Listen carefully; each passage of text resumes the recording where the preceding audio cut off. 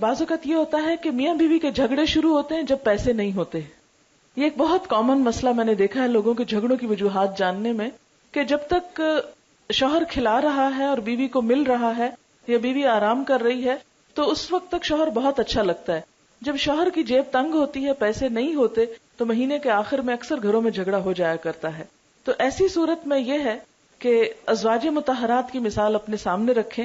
حضرت عائشہ فرماتی ہیں نبی صلی اللہ علیہ وسلم کے گھر آ کر میں نے دیکھا کہ نبی صلی اللہ علیہ وسلم کے خاندان نے مسلسل 2 دن پیٹ بھر کر جو کی روٹی نہیں کھائی، یہاں تک کہ نبی صلی اللہ علیہ وسلم وفات پا گئے. اتنی تنگ دستی کے اندر بھی خوش رہنا اور ہنسی مذاق کرنا اور ایک دوسرے کا خیال رکھنا، یہ ہے اصل کمال کی بات.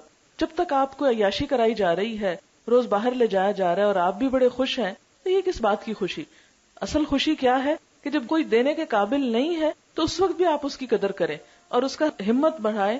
عموماً یہ ہوتا ہے کہ شوہر اپنی جاب کی طرف سے پریشان ہوتا ہے، بزنس ڈاؤن ہو رہا ہوتا ہے، ادھر سے بیوی کے مطالبات بڑھ رہے ہوتے ہیں، وہ جھنجھلا اٹھتا ہے، کہیں اور غصہ نہیں نکال سکتا تو بیوی پہ آ کے نکال دیتا ہے، جس سے بیوی موڈ آف کر کے میکے چلی جاتی ہے اور معاملات کہیں سے کہیں بگڑ جاتے ہیں.